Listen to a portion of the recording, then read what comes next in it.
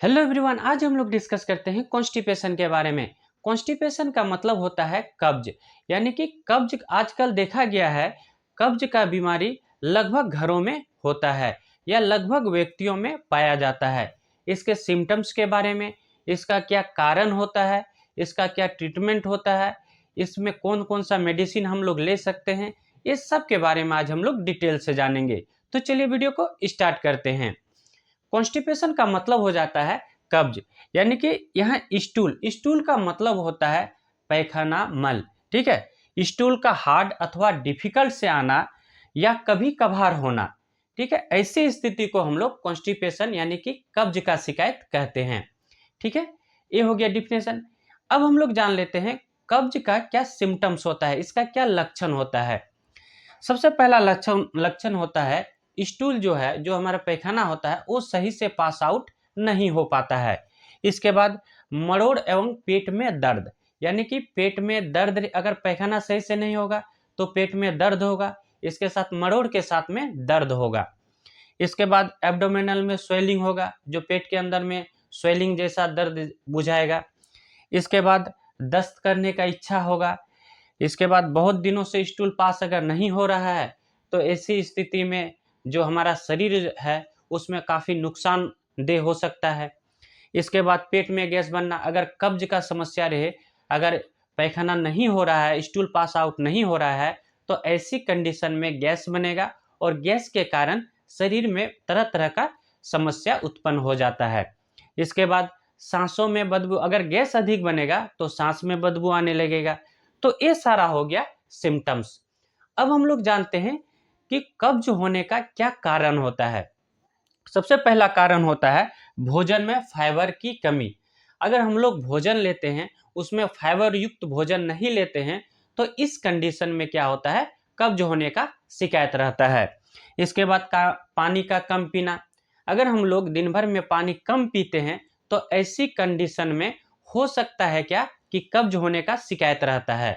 ठीक है, इसके बाद भोजन भोजन में हम लोग जैसे सलाद वगैरह, सब्जी वगैरह कम मात्रा में लेते हैं या नहीं लेते हैं, तो ऐसी कंडीशन में भी कब्ज होने का शिकायत रहता है। इसके बाद एक्सरसाइज, जैसे मान लीजिए हम लोग दिन भर खाना वाना खा पी लिए और एक्सरसाइज वगैरह नहीं कर रहे हैं, तो ऐसी कंडीशन में क्या होता है, एक्सरसाइज नहीं करने पर तो कब्ज होने का शिकायत रहता है। इसके बाद प्रेगनेंसी अवस्था में, जब प्रेगनेंसी अवस्था होता है तो उस कंडीशन में भी कब्ज यानी कि कॉन्स्टिपेशन होने का शिकायत रहता है। इसके बाद चिंता या डिप्रेशन, अगर किसी चीज़ के बारे में अधिक चिंता करते हैं या डिप्रेशन में जा रहे हैं, तो ऐसी कंडीशन में क्या होता है, कब्ज होने का शिकायत रहता है।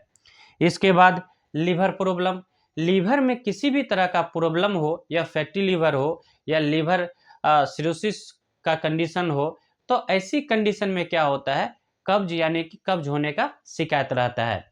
और इसके बाद ऑयली फूड, जंक फूड या मीट मसाला तला भुजा सामान, ये सब अधिक मात्रा में अगर हम लोग ले रहे हैं तो ऐसी कंडीशन में कब्ज होने का शिकायत रहता है, यानी कि कॉन्स्टिपेशन होने का शिकायत रहता है। ये हो गया कारण। अब हम लोग बात कर लेते हैं कॉन्स्टिपेशन यानी कि कब्ज में क्या खाना चाहिए और क्या नहीं खाना चाहिए। सबसे पहले हम लोग कॉन्स्टिपेशन में फाइबर युक्त भोजन लेते हैं। फाइबर युक्त भोजन लेने से कॉन्स्टिपेशन दूर होता है। इसके बाद हम लोग अधिक से अधिक पानी पीना चाहिए। अधिक मात्रा में पानी पीते हैं तो कॉन्स्टिपेशन का शिकायत नहीं रहता है।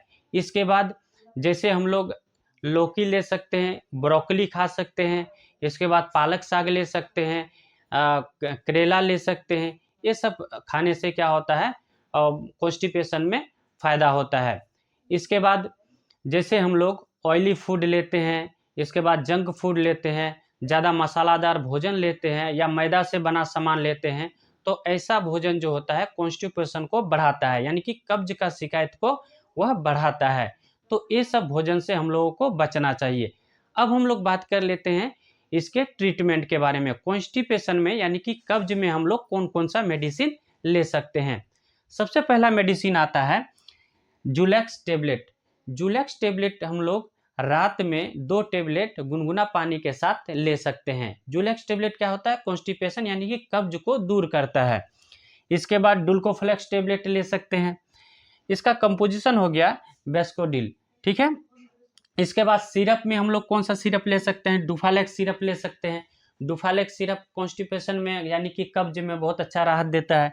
इसके बाद क्रीमाफिन सिरप ले सकते हैं। इसके बाद क्रीमाफिन प्लस सिरप ले सकते हैं। लूज सिरप ले सकते हैं। इसके बाद पिक नॉम्स नाम से ब्रांड नाम से सिरप आता है, ये ले सकते हैं। इसका कंपोजिशन हो जाता है लैक्टुलोज सॉल्यूशन। इसके बाद दूसरा कंपोजिशन होता है लिक्विड पैराफिन। ये सब क्या होता है, कंपोजिशन हो गया। डुफालेक्स सिरप, ये सब क्या होता है, इसमें डबल कंपोजिशन मिला हुआ रहता है। इसके बाद अगर हम लोग चूरन में ले रहे हैं तो चूरन कौन सा ले सकते हैं, कायम चूरन ले सकते हैं, पेट सफा ले सकते हैं। ये सब क्या होता है, हम लोग रात में गुनगुना पानी के साथ ले सकते हैं। कब्ज के लिए यानी कि कॉन्स्टिपेशन के लिए ये बहुत अच्छा लाभदायक होता है, क्योंकि आयुर्वेदिक मेडिसिन होता है। आयुर्वेदिक मेडिसिन कब्ज के लिए, कॉन्स्टिपेशन के लिए लाभदायक होता है। इसके बाद इसबगोल का भूसी ले सकते हैं। इसके बाद हम लोग एनीमा का यूज कर सकते हैं। एनीमा का यूज हम लोग रेक्टम यानी कि मल द्वार के माध्यम से हम लोग देते हैं, उसके माध्यम से हम लोग एनीमा का यूज करते हैं। इसको भी लेने से कॉन्स्टिपेशन यानी कि कब्ज में अच्छा राहत मिलता है।